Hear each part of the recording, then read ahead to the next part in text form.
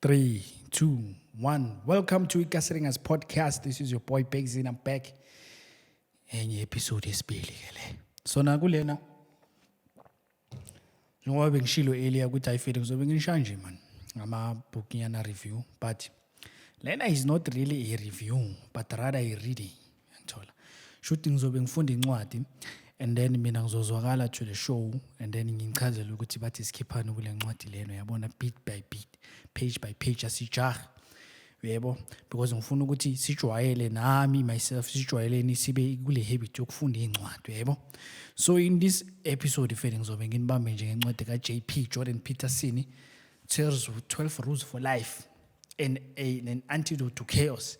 So iyo lena bafethu, so le ncwadi lena ayiduri but ngayithola ngaboma malini, think boma 2 clip or 150 something ku Take A Lot. Ungayicheka ku Take A Lot ifeli yona sincwadi edura or ngamamela i-audio book online if umuntu othanda ukumamela, so yona iyatholakala online bafethu. So kule episode ifeli ngizobe nje ngibamba nje ngiqephunyana nje ukuthi uthini kahle kahle, yabona untwana. So if uyawumazi uJordan Peterson uyi-psychologist, uyi-clinical psychologist to be specific, e-University of Toronto, yebo, lapha e-States. And then at the same time uyi-public figure man when it comes to ama-conversations around identity politics, yabo. So ama-identity politics into zokuthi people will sort of group themselves in terms of race, age, gender, yabo, those are identity politics, yabona. So umuntu very verbal ngithola when it comes to lawo ma-topic lawo. And then ngicela ukumbukela I think boma last year or before last year, but I think it's last year. So ngicela ukumbukela la, but bengisabukela nje ama-video, yabona, whereby bamnokumletha kwipanel nama-guest and then he will engage them and then they will have conversations and then they will sort of debate, uyangithola. And so umuntu very verbal, uyangithola, umuntu vele straight, ithamanyana nje li-straight, ishaya into the way ingakhona uphuma, if uyayincanywa if awuyincanywa ifeyili ezakho. So I think that's one thing engiyincanyule from lama video yakhona. And majority ye-audience yakhe feel amajita, uthanda ukuringa namajita vele. And kune-question abambuzile ukuthi why majority ye-audience yakho kwamajita, and ba like because of lapho engiposta khona, meaning ku-YouTube, lama-platform, majority abantu abaconsume i-content ku-YouTube amen, and that is one reason ukuthi I'm speaking to men, ngithola. But at the same time it's not wrong ukuthi ngikhuluma namajita, yabona, makaphendula. So ngicela ubukela nje ama-video akhe kanjalo, engage nabantu, engage nama-guest, uyangithola, engage nama-journalist, ama-journalist abazi-ke banjani. And then ngicela ukumbukela kuma-podcast, because unayo i-podcast yakhe, u-check out lapha ku-YouTube. But ngicela ukumbona kuma-podcast afana naka-Joe Rogan Experience, ngicela ukumbona la. And then enye I think Fred Lexman, if angikole ntwana evit MIT, intwana khona ishaye igeleze la MIT, I think ikhona na ku LinkedIn. So ngicela ukumbukela nala kuma-podcast feli. So no, yeba like manje ngimamela manje le time leli, ngiyamuzwa feli imcondo, ngiyawuzwa ukuthi uthini, uvindo ezinye izinto ngingavumelani nazo, but ngiyamuzwa ukuthi uthini. Let me buy the book, uyangithola, let me buy the book ngizoyifunda. But manje ngoba mina ngisomuntu oki-habit othanda ukufunda, ngithanda ukucollect incwadi nje sihlale, which is a good habit by the way. If nawe mhlawumbe uyile type leyo, maybe yazwakala ungijoyine sivaye fili sishaye lento yethu yokufunda incwadi. So ngithe ngathi ngibhaye le ncwadi like months ago, khana ke manje ngithi ngiyathi ngizama ukuyifunda. So incwadi yakhe ina 12 rules for life and antidote to chaos, uyangithola. So le ncwadi lena basically ukhuluma nje uvo lwakhe ukuthi impilo yena uyibona ngalendlela le, and by following these sort of rules impilo yakho mhlawumbe ingaba ngcono. Akasho ukuthi impilo yakho izoba perfect, but impilo yakho mhlawumbe ingaba ngcono. And i-rule yakhe yokuqala, which is mhlawumbe ngizothinta kancane kuya but hayi yonke, ukuthi kumele ume straight, stand up straight with your shoulders back, i-rule lokuqala lelo.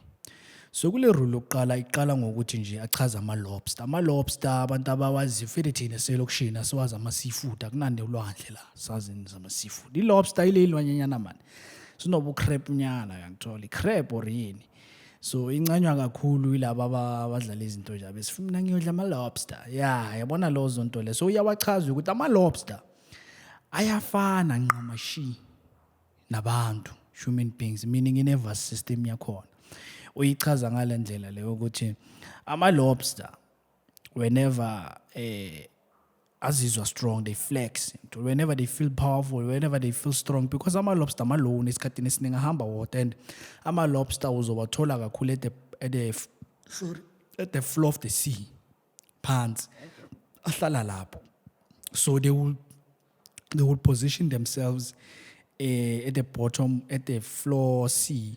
Lapho khona usually there is a lot of interactions between ama-fish, ama-plant nani. So isikhathini esiningi zizodla ley'nyamanyana ezihlala ziwela phansi to the floor yolwandle, and then they will eat those things. But zona ziyilwane ezivele ezithanda i-dominance, uyangithola. Iy'lwane ezithanda ukulwa esikhathini esiningi. Zithanda crab, uyangithola. So whenever i-lobster injalo, it means in its brain there is a lot of serotonin being secreted. It's a chemical. Serotonin is a chemical. And the low chemical, it is the same chemical when somebody suffers from depression. Whenever they give that person an antidepressant contain that chemical. That chemical abaninga yona for most suffer from depression. Loma antidepressant leo drugs. Leyo chemical ekhona lapho i-serotonin. It is the same chemical esecretwa ama-lobster. Ingakho ethi thina nama-lobster sinokufana nyani in terms of neurological system yethu or neuro brain whatever. So uthi sinokufanana. And then uthi ziyilwane ezidominate uyangithola. But here's the thing also yenzakalayo when ama-crabs abakanjalo. So bawuku-depression makayichaza. Mawuku-depression isho ukuthi i-hippocampus yakho, i-hippocampus inye i-gland or yini engqondweni. Leyo gland leyo iyashrinka whenever uku-depression or somebody use ama-drugs. So i-hippocampus i-responsible for i-memory, for ukukhumbula izinto at the same time nokusota out the-information whenever mufunda. So icabanga as i-hippocampus as i-library where ithatha information isota out. It's like uhamba library and then i-library yenzani. Okay, kule section le kuhlala incwadi ezintweni so kule section so umsebenzi wayo i-hippocampus le. So whenever mawuku-depression i-hippocampus yakhe iyashrinka. Isho ukuthini mayishrinka? Isho ukuthi manje it inhibits emotional sensitivity. So manje ukuthini inhibits? Isho ukuthi it restrains ukuthi uzwe imizwa uyangithola. At the same time i-medulla yakho, i-medulla expands uyangithola. So uchaza lokho ukuthi lezo zinto lezo ziyenzeka nakoma-lobsters, but in this case aboma-depression yabona ama-antidepressant yithi la, with those are human beings. And uyachubeka kule ncwadi yakhe uyasho ukusakakhuluma ngey'nyoni yebo.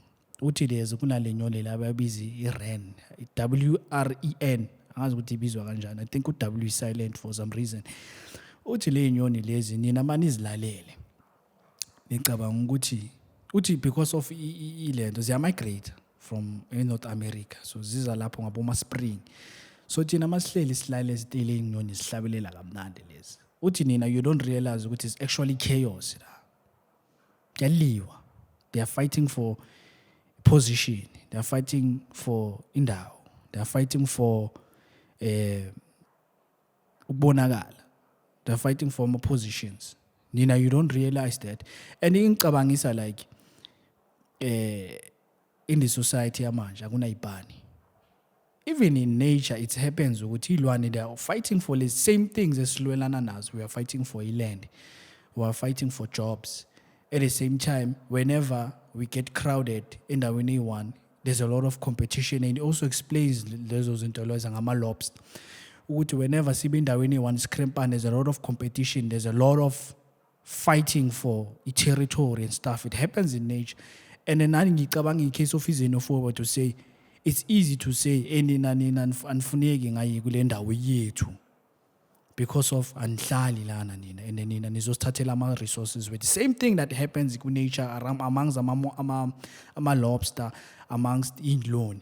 So le ren le inyoni inyani encane nje idla nje ama-insects, uyayibona. So njengoba chaza ukuthi whenever they migrate endaweni, uthi mayiza le nyoni le, it looks for a perfect place la ngeke ngene imvula khona, la ngeke ngene khona ama-predators ukuthi ezinye iy'lwane zizodla whatever, if amaqanda wayebaleyayo kuleyo nest ibhekelezo. At the same time he wants to establish i-dominance kuleyo ndawo, ufuna ukubonakala ukuthi yiyo. And mayenza kanjalo, that means there will be competition. I think impilo injalo in the case yale nyoni le, we migrate to places because we want to find indawo ezingcono, because you want to funa intuthuko, because you want to ama-greener pastures basically. So when these people, our African brothers, are coming in to South Africa or wherever around the world, they're looking for greener pastures. Hayi ukuthi bafuna ukuzobhayizisa abantu in, because in nature injalo. If birds can do it and lobsters can do it, what about us, human beings who are so complex and so rational human beings? It should not is capable ukuyenza le nto le.